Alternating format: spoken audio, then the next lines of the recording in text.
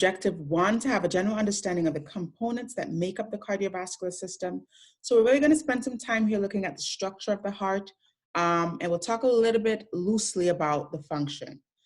So the components of the cardiovascular system are the heart, which most people kind of readily understand, but it also includes all of our vessels, all blood vessels. That includes arteries and veins, as well as the blood that is being circulated. So all of these are components of the cardiovascular system.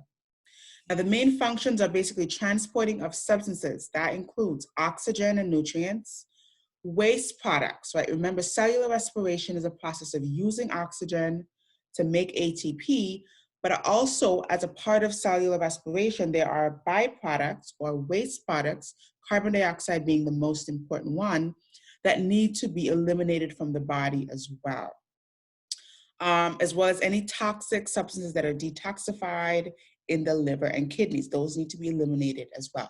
So not only supplying our tissues, but removing whatever waste products they generate.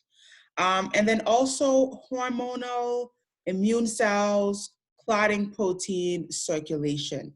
So things like hormones that are being synthesized and circulated, our immune cells, white blood cells, or leukocytes, clotting factors, which help to clot our blood. All of these are circulated in the blood, so they also are important functions of the cardiovascular system.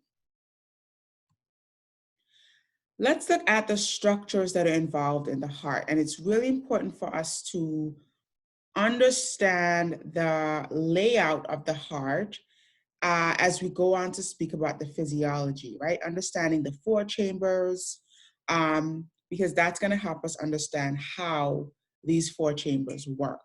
So first off, we've got four chambers.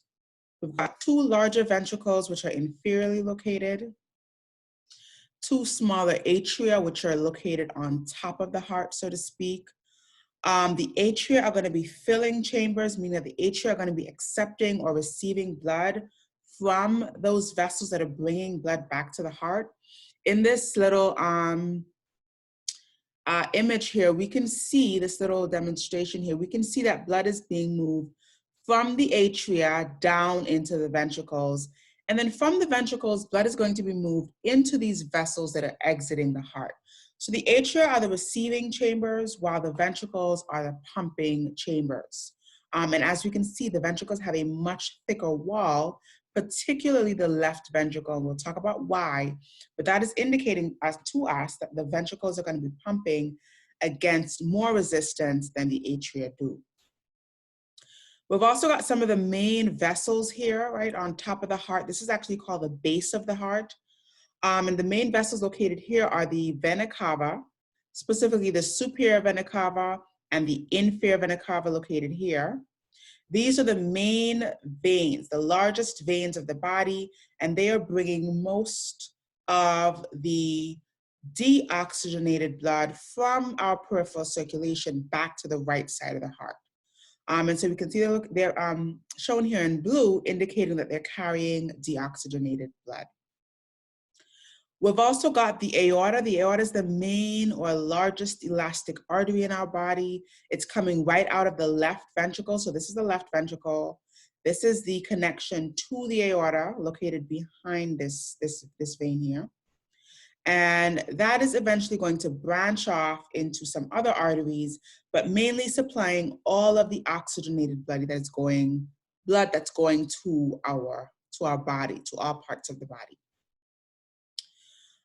We've also got two other arteries and veins. We've got the pulmonary artery, which is located here in blue, and the pulmonary veins, we've got four of them, 1, 2, 3, 4, they're shown in red.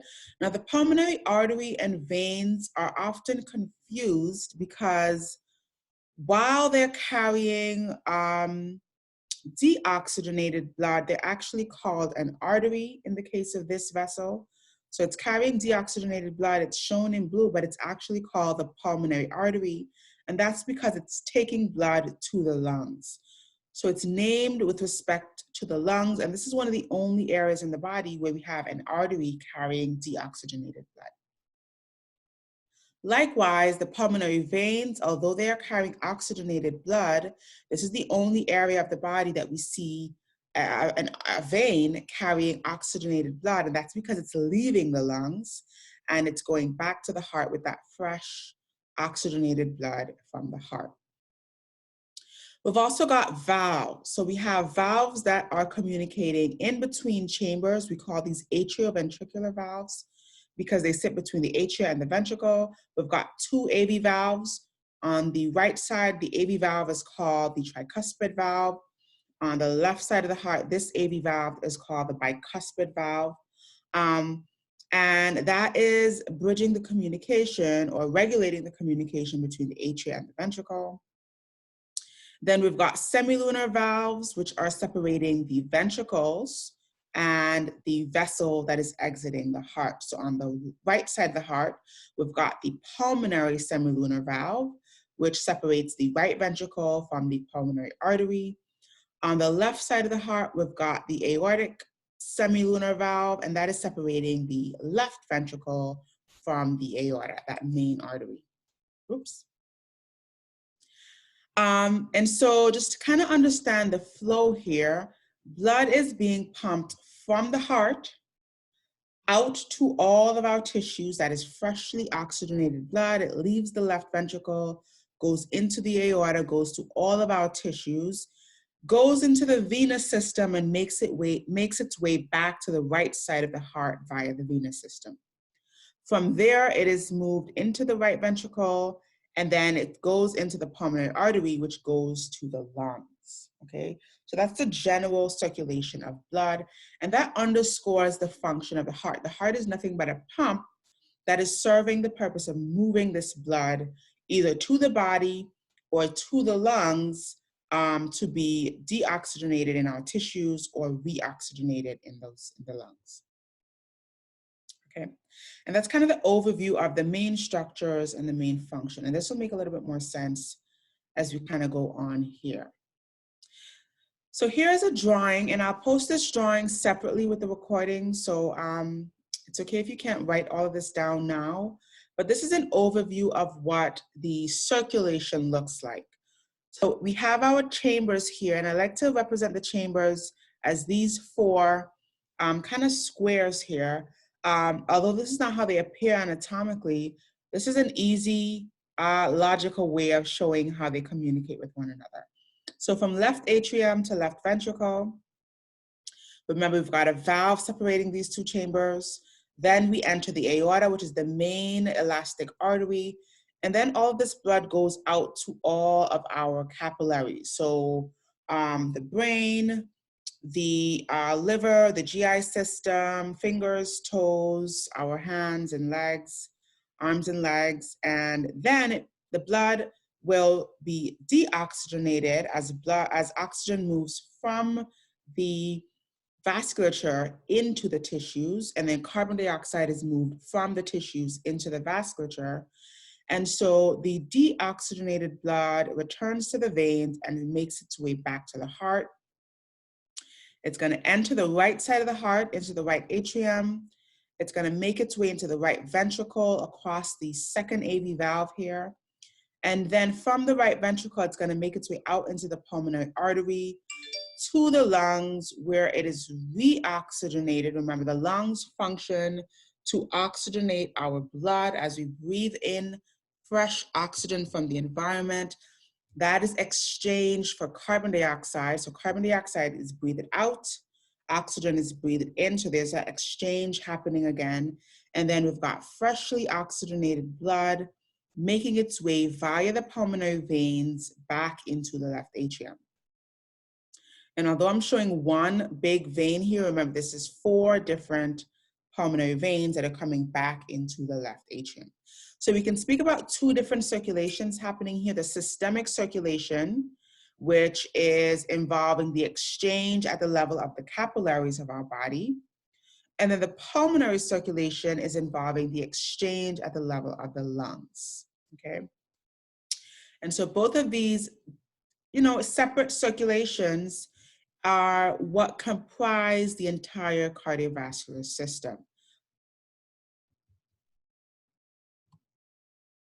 So let's speak about the different vessels that blood encounters as it makes its way from the heart back towards the venous system. So we've got the heart, the large arteries, the arterioles, which are slightly smaller.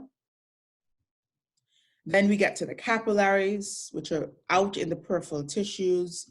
That leads to the venules, which are the smallest veins, then to the veins, and we know that the veins eventually lead back to the heart, okay? So this is how the vessels are broken down to circulate blood and be involved in exchange at the level of the capillaries and then send that deoxygenated blood back to the heart. So let's kind of describe the function of each of these different types of vessels. So the arteries are the largest vessel. They branch and take blood away from the heart, usually. Remember, there's that one exception with the pulmonary artery. The arterioles are small branching vessels. They have high resistance.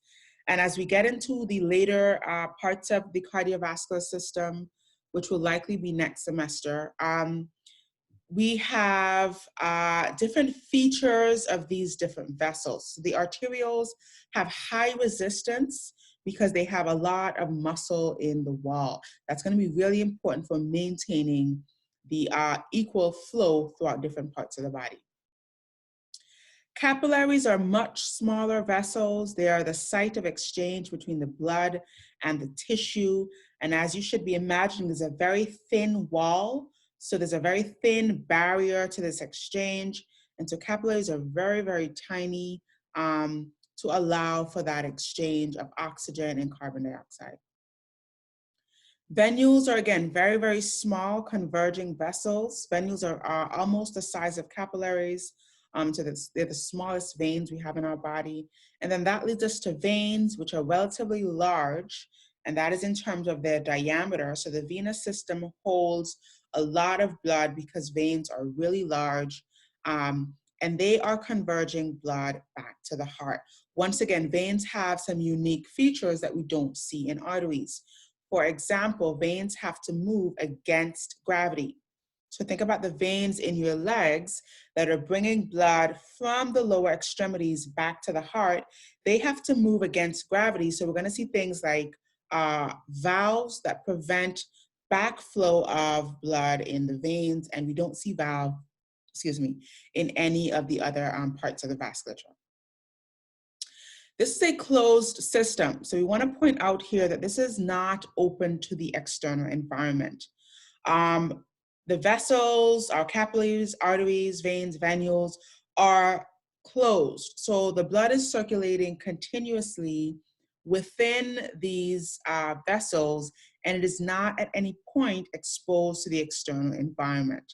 There is opportunity for exchange. So there's exchange at the level of the capillaries. In the peripheral tissues, there's also exchange at the level of the capillaries in the lungs, but there is no direct exiting of the blood from this system, so we can describe it as being a closed system. Unlike the GI, so we can kind of compare this to the GI system, which is not a closed system. We can introduce food into the oral cavity, and we have waste products that are leaving the anus, leaving the GI system via the anus. So we can compare and contrast, rather, the cardiovascular system, which is closed, to something like the GI system, which is open and is communicating with the external environment. Let's talk about the composition of blood here. So we've got several compartments to blood. We've got cellular compartments, and then we've got the actual fluid compartment, which we call plasma. So half of the blood composition is really liquid, which we call plasma. So if you took all of our blood and you spun it really quickly, that's what happens in a centrifuge machine, so that the density separates, or rather so that the components are separated out by their density, would have all of the liquid component kind of floating to the top and all of the cellular component remaining at the bottom. And so we can see here nicely that basically half of blood is really plasma. So if we removed all of the cells, half of what's left is plasma, about 55% of our total blood volume. If you look at the other half, it's made up of cells. About 45% of that other half is made up of erythrocytes. Erythrocytes are our red blood cells. They are the main transporter of oxygen. So we'll talk about the structure of erythrocytes later on, but basically they've got this protein inside the cells called hemoglobin, and that's where oxygen binds, and that's how oxygen is transported in our blood via the hemoglobin inside the erythrocytes. We've also got a lesser degree of leukocytes. So leukocytes, to a smaller degree, these are our white blood cells. These are our immune cells.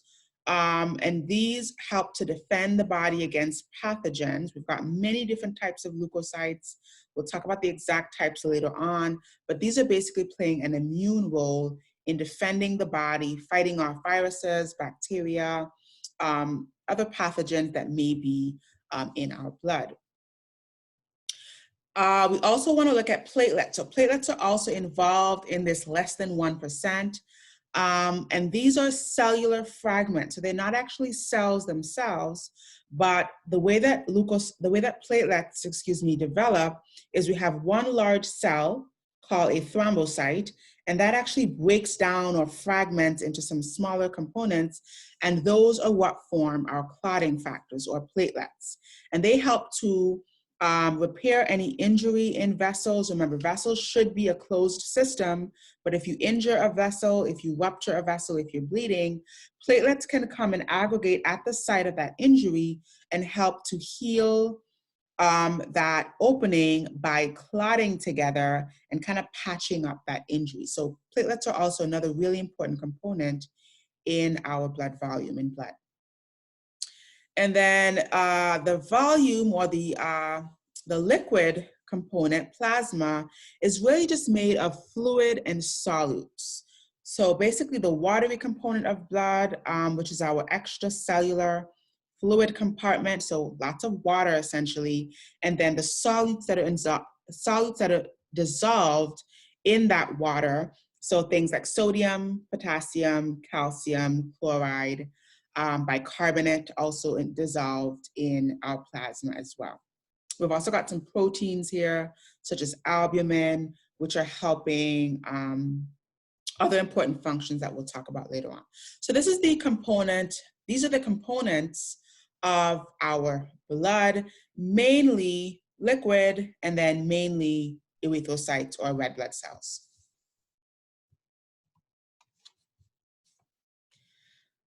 So let's talk about the two different circuits in the cardiovascular system.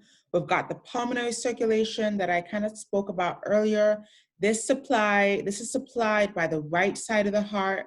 So this is basically deoxygenated blood leaving the right ventricle, entering the pulmonary artery and making its way to the lungs.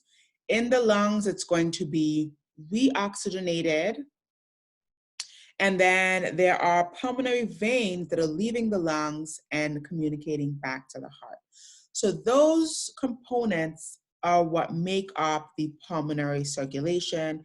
Basically, blood going from the heart to the lungs and back to the heart again. It's a shorter distance, it's a smaller circulation, but it's important in terms of getting rid of carbon dioxide and picking up fresh oxygen that we inhale from the environment.